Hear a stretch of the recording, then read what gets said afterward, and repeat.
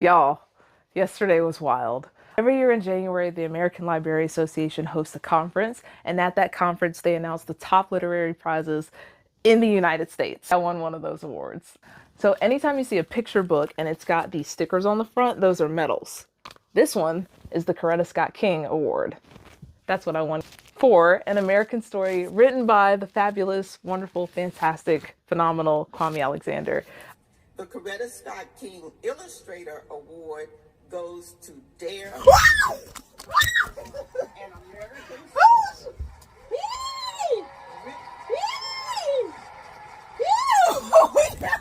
Kwame Alexander and published by Brown Books for Young Readers.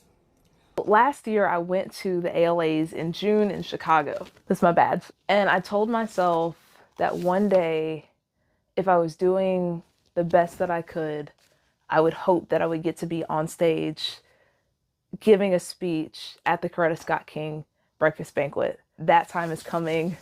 People who make important work, important, impactful works of and about the Black experience have graced this stage. And how amazing it is that in 6 months in San Diego, I get to be a part of that legacy. I made this shirt to celebrate Black illustrators and authors whose works have changed the world, and their names are on my sleeves. And as I was sitting here being congratulated, people from this shirt were texting me and sending me messages and calling and saying congratulations. To be a part of this community is to be a part of a space of care and love. And while I still feel like I have a lot of work to do in the world before I can count myself as a great, it's such an honor to know that I am a part of a legacy of undeniable greatness. And I can't wait to talk to y'all about it on the stage at the ALA conference. To say I'm grateful is an understatement. To say I'm honored is an understatement. And to say I'm excited is also an understatement, because this just means so much. So thank you so much to everyone who was involved in making this book project happen. Thank you to everyone who bought a copy, who gifted a copy. Thank you for everyone who has, does love me. Thank you to my mama for birthing me. You a real one. We are forgetting no names, so I wrote them down. To Margaret Ramo, Megan Tingley, Dave Kaplan, Victoria Stapleton, Christy, Michelle, and everybody at Little Brown, thank you so much. Thank you for all of the wonderful stuff that y'all have done. To Whitney Leader Picone and Saho Fuji, thank you guys for your hard work on the art of this book. I appreciate you. To Howard Wang, the magician who photographed all the sculptures in the book and made them look good, because I was struggling. My pictures did not work. Thank you, Howard. I appreciate you. I'm grateful.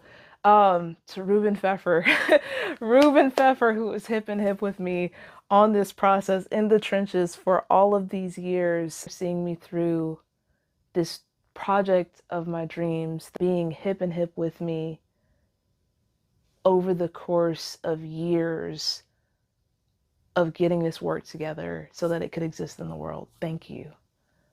And to Kwame Alexander, greatness, greatness!